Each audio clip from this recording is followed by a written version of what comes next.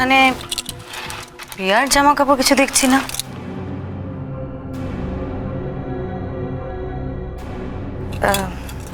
প্রিয়ার জামা কাপড় কি তুমি প্যাক করে ফেলেছিলে? কি হলো, তুমি কি সব প্যাক করে রেডি হচ্ছিলে বেরোবে বলে?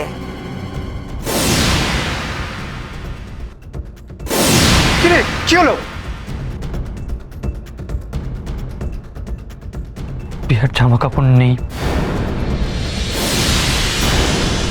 কি বলছো কি?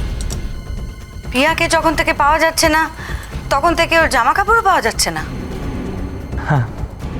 তা সেটা তুমি এতক্ষণ বলনি আমাদের? বললে তো আপনিও বাকিদের মতো ভাবতেন যে যে প্রিয়া পালিয়ে গেছে। তা সেটাই তো স্বাভাবিক, তাই না? তোমরা এমন একটা জায়গায় হানিমুন করতে এসছো যে জায়গাটা তুমি চেনো না, শুধুমাত্র প্রিয়া চেনে। তারপর ভোরবেলা প্রিয়া তার সমস্ত জিনিসপত্র জামা কাপড় সমেত মিসিং।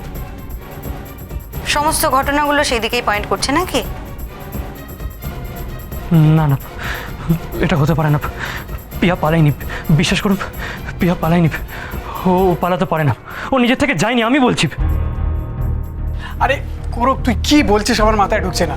প্রিয়া জামা কাপড় নিয়ে গেছে, তার মানে ডেফিনেটলি ও নিজে থেকে গেছে, ও পালিয়ে গেছে। না না, আমি বলছি না। প্লিজ প্লিজ, তুই এরম ভাবে বলিস না। বৌদীপ, বৌদীপ প্রিয়ার জামা কাপড় নেই, এটা তো প্রমাণ করে দেয় না যে ও পালিয়ে গেছে। আমি আমি জানি, আমি জানি প্রিয়া পালায়নি, ও পালাতে পারে না। ওর কিছু একটা হয়েছে, আমি জানি। তুমি কি করে এতটা শিওর হচ্ছ যে ও পালাতে পারেই না? প্রদীপ, আমি আপনাকে সবটা বলবো। আপনি আমার সাথে গেস্ট হাউসে চলুন, ওখানে সবার সাথে কথা হয়ে যাবে। আমি আমি এখন একটু জিনিসপত্রগুলো গুছিয়ে নিই। বেশ, তাই হোক। তুমি জিনিসপত্র গুছিয়ে এসো, আমরা নিচে অপেক্ষা করছি। বাসো না, চলো আমরা নিচে ওয়েট করি। চলো।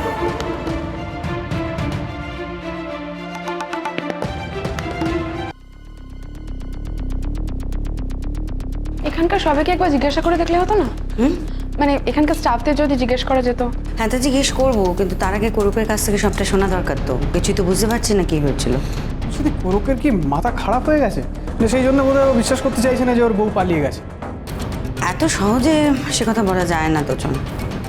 বিশ্বাস না করার অন্য কোনো কারণ হতে পারে। এক্সকিউজ মি, আমার বিলটা। হ্যাঁ, রেডি আছে স্যার।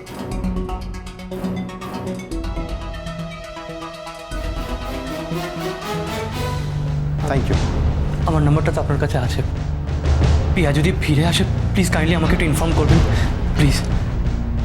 নিশ্চয়ই জানাবো স্যার, নিশ্চয়ই জানাবো।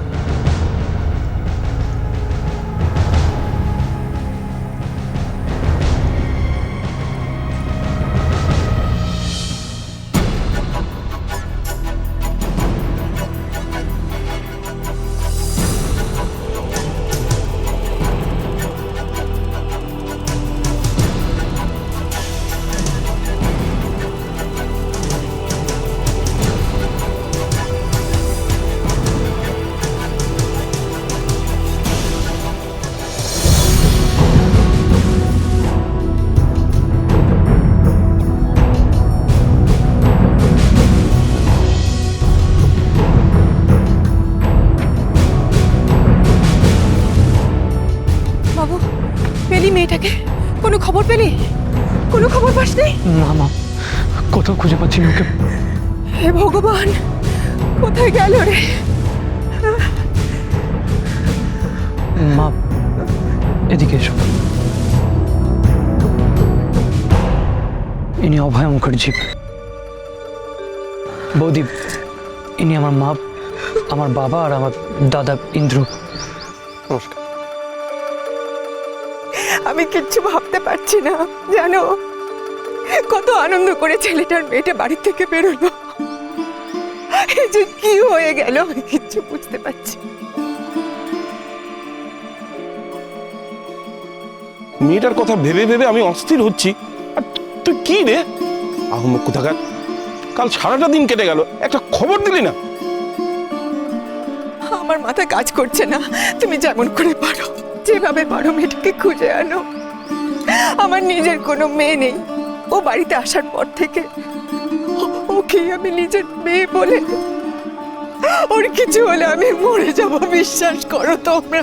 আপনি প্লিজ শান্ত হন, প্লিজ এতটা ভেঙে পড়বেন না। পিয়াকে খুঁজে বার করতে আপনাদের সবার হেল্প আমার দরকার। বলছিলাম যে আমরা বরং ভেতরে যাই, এখানে অন্যান্য লোকজন আসতে পারে। ওনাদের ভেতরে নিয়ে যায়, ভেতরে নিয়ে চল। প্রদীপ আসুন।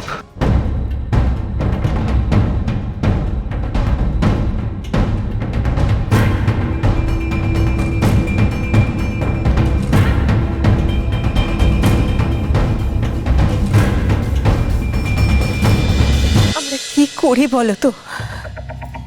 এরকম একটা অসম্ভব প্রাণোচ্ছল ছটফটে মেয়ে দেখলে বুঝতেই পারবে না যে অত বড় বাড়ির থেকে এসেছে, অত আরামে আহ্লাদে বড় হয়েছে।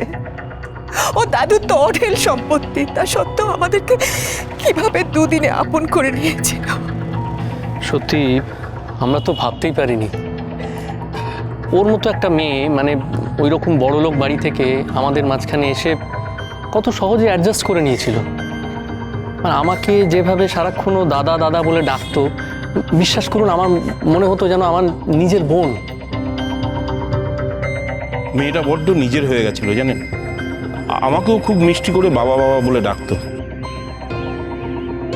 মেয়েটা বাড়িতে আসাতে মনে হতো যেন বাড়িতে লক্ষ্মী এসেছে। ওর শুধু ওই একটাই অভ্যাস ছিল, সেলফি তোলা। মানে সেলফি তোলার জন্য একেবারে পাগল ছিল, যখন তখন যার তার সঙ্গে দাঁড়িয়ে সেলফি নিতেও খুব ভালোবাসতো। এই তোমরা সবাই একটু শোনো না গো। বাবা বাবা একটু আসো না, আসো না একটু আসো। কি হলো? আরে কি হলো বলবে তো? এইখানটায় দাঁড়াও। কি হয়েছে? এত চিৎকার করছিস কেন? কি করবি? ছবি তুল। আচ্ছা আমার কিন্তু সবাইকে লাগবে। কোথায়?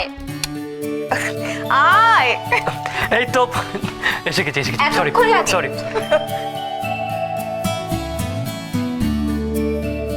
দাদা তোমাকে কি আলাদা করে বলতে হবে? কি ছবি তুলছি আমরা। এই না না দুদু না, আমার দাদা তুমি যদি না যাও আমি কিন্তু খেটে দেবো। এই না না না একদম তাহলে চলো এক্ষুনি চলো। এই তো ও কি বলবি বল? কি দাদা আমি তুমি এখানটায় দাঁড়াও। বাবা তুমি এখানে দাঁড়াও। ও তুমি এখানে দাঁড়াও। আর তুমি আরে হয়েছে হয়েছে হয়েছে, এই তুই এখানে দাঁড়া। হ্যাঁ আর আমি এখানটায় দাঁড়াই। হুম চল।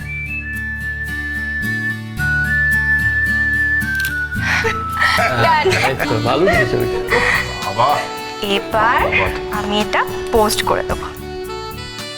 এই পোস্ট করে দিলাম, মাই নিউ ফ্যামিলি।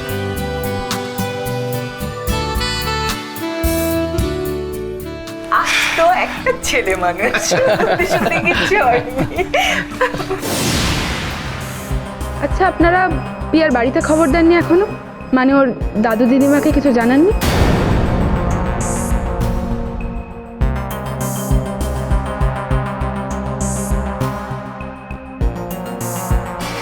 খবর দেননি? কি করে জানাবো বলুন তো? বয়স্ক দুটো মানুষের কাছে গিয়ে কোন মুখে বলবো যে আপনাদের নাতনিকে আমরা 7 দিনও নিজেদের কাছে রাখতে পারিনি ঠিক করে, সে হারিয়ে গেছে। আপনি প্লিজ ওকে যেভাবে ও খুঁজে বার করুন। আমি আমার বৌমাকে নিয়ে বাড়ি ফিরতে চাই, প্লিজ। আগে আমাকে সব কিছু পরিষ্কার করে জানতে হবে। আপনারা যে যা জানেন আমাকে সমস্তটা ডিটেইলে বলবেন। করুক, তোমার সঙ্গে একটু আলাদা করে কথা বলতে চাই। হ্যাঁ চলুন।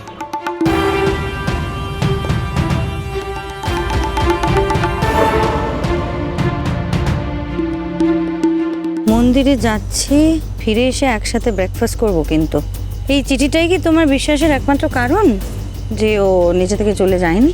দেখুন পিয়া আমাকে ছেড়ে যেতে পারে না, ও আমাকে খুব ভালোবাসে আর আমি ওকে খুব ভালোবাসি। আমরা কেউ কাউকে ছেড়ে যেতে পারবো না। করুক, তোমার এই কথাগুলো খুবই ভেগ। জয়কার